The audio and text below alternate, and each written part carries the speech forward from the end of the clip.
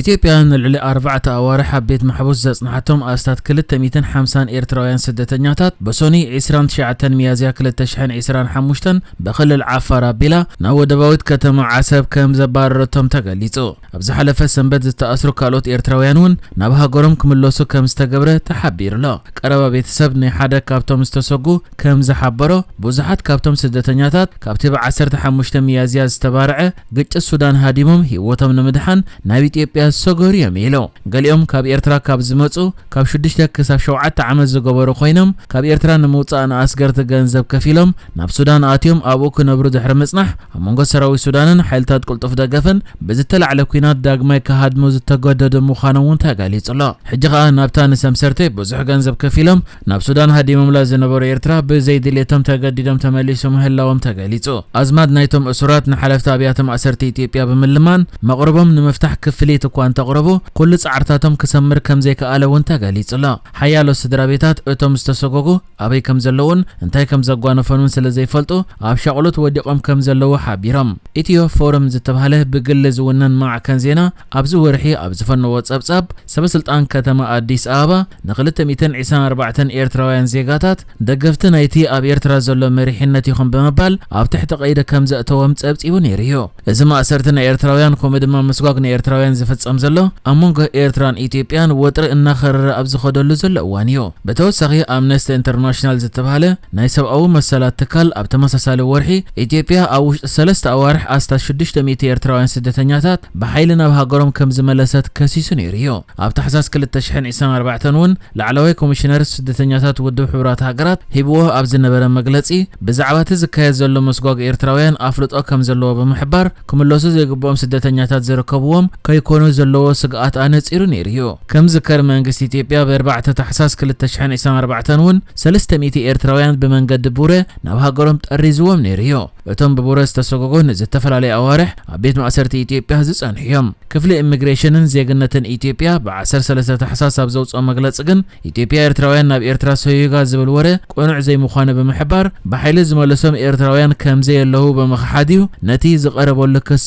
ነጺግዎ ዝነበረ። ነዚ ናይ ኤርትራውያን ምስጓግ ኣመልኪቱ ትካል ስደተኛታት ውድብ ሕብራት ሃገራት ዝሓለፈ መወዳእታ ዓመት ኣውፂኡ ኣብ ዝነበረ መግለጺ ካብ ኤርትራ በክልላት ዓፋርን ትግራይን ኣቢሎም ናብ ኢትዮጵያ ብምስጋር ዓለም ለኻዊ ዕቑባን መሰረታዊ ድሌታትን ዝሓቱ ዘለዉ ኤርትራውያን ኣብ ኢትዮጵያ ግቡእ ውሕስነት ክወሃቦም ጻውዒት ኣቕሪቡ ነይሩ እዩ። እቲ ኮሚሽን ኣብ ዘውፅኦ መግለጺ ዋሕዚ ኤርትራውያን ሓተቱ ዕቑባ ንኢትዮጵያ ኣተሓሳሳቢ ምዃኑ ከመልክት እንከሎ ኣብ 2024 ኣብ ቀዳሞት 10 ኣዋርሕ ጥራይ ልዕሊ 20,000 ኤርትራውያን ናብ ኢትዮጵያ ከም ዝሰገሩ ገሊጹ ነይሩ እዩ። ኣብቲ እዋን ድማ ብሓፈሻ 70,000 ኤርትራውያን ስደተኛታት ኣብቲ ሃገር ተመዝጊቦም ከም ዘለዎ ሓቢሩ ነይሩ እዩ። እዚ ይኹን እምበር ኣብ ኢትዮጵያ ብተደጋጋሚ ግፋህ ማእሰርቲ ከምኡ ድማ ብግዴታ ናብ ኤርትራ ምስጓግ ዘሻቀሎም ብዙሓት ኤርትራውያን ካብቲ ሃገር መውፅኢ ከናድዩ ዝተረኣዩ ኮይኖም ዝበዝሑ ኸኣ ብመንገዲ ኬንያ ኣቢሎም ናብ ከም ኡጋንዳ ዝኣመሰለ ሃገራት ሰጊሮም እዮም። ይኹን እምበር ሕጂ እውን እንተኾነ ኣብ ዝተፈላለየ ከባቢታት ኢትዮጵያ ብፍላይ ድማ ኣብ ኣዲስ ኣበባ ዝነብሩ ኤርትራውያን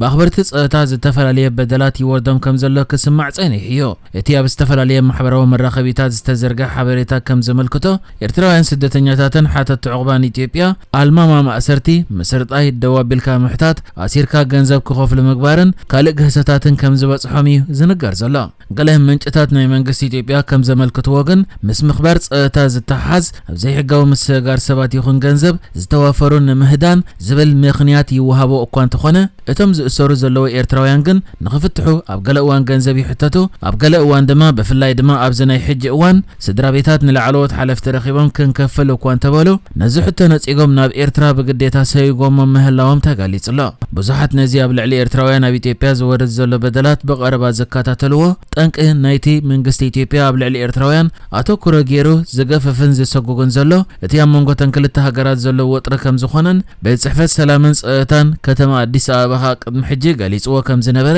224 ዝበጽሑ ኤርትራውያን ደገፍቲ ሻዕብያ ይኹም ኢሉ ኣብ ትሕቲ ቁፅር የእትይዎም ምንባሮ ሓቢሩ ምንባሩ ይግለጽ እዩ። ትካል ስደተኛታት ውድብ ሕብራት ሃገራት ወይ UNHCR እውን እቲ ኣብ መንጎ ኢትዮጵያን ኤርትራን እናዓበየ ዝኸይድ ዘሎ ወጥሪ ኣብ ኢትዮጵያ ዕቑባ ንዝደልዩ ኤርትራውያን ስደተኛታት ሓደገኛ ኩነታት ይፈጥር ከም ዘሎ ይገልጽ እዩ። ኣብ ዝቐረበ እዋን ዝተፈጸመ ምስጓግ بزعبة دحنت مسلات إيرتراويان سدتنياتات أبتا هاجر كمون مزاينايتهم جانا أبسن فلال زركبو أبتا هاجر زلو أشحا سدتنياتات كبيس كفتاتات ألا عيل لا بزعبة سدتنياتات إيرتراويان بزملكت أبز حلفك أربع معلتات ميغريشن بوليسز تبها مروح حبريتا زرقي حواب زنبرت أبصاب أبعمتها كل التشحين إسان 4 لعلي فرق مليون زبوصح إيرتراويان مالت 683 شح إيرتراويان سدتنياتات حتى تعقبا كمستمزقبو نلعلواي كوميشن سدتنياتات ودو حبرات هاجرات بموكاس قليصو زنبر خوينو أبت أبصاب زبوصح إيرتراويان سدتنياتات حتى تعقبا أم مبرق أفريقيا زركبو كم زخونو أب كل التشحين إسان 4 أب إثيوبيا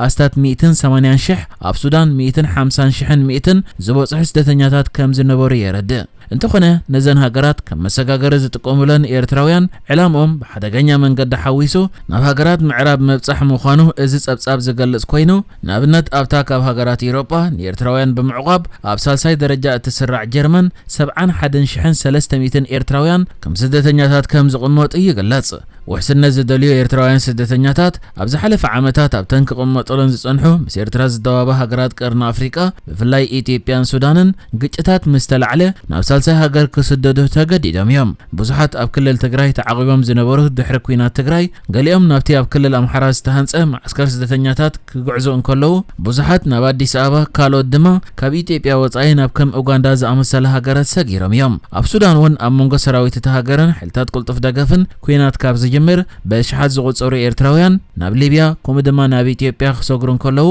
ካብቶም ናብ ኢትዮጵያ ዝሰገሩ ከዓ በሰንክዚ ዝወርድ ዘሎ በደላትን ምስጓጉን ናብ ከም ኡጋንዳ ዝኣመሰለ ሃገራት ከም ዝሰገሩ እዩ ዝጸብጸብ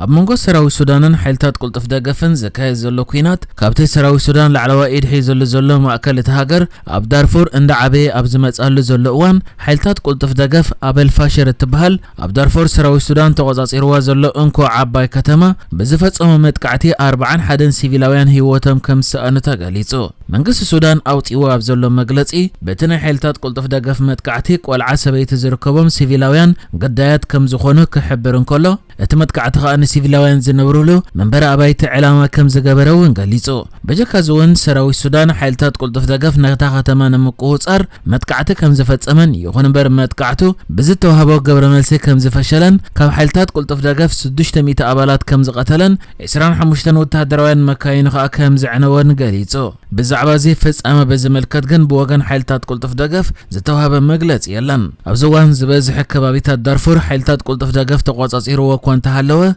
حنتي كاب قندي كتماتات نايتو زوبا زخونت كومون كاب زعبيا كتماتات نايتو زوبا زخونت الفاشرجن كسب حجي أب تحت سراوي السودان يا زلا الزكينات كاب زجمر كا حيلتات قلطف دقف نزاخة تما كيبو ما كون تصنحو كقوص أرواجن أي كالون نحجز تدالو الزيناتات إزينيرو بكالك سب نرغب سلام نعخم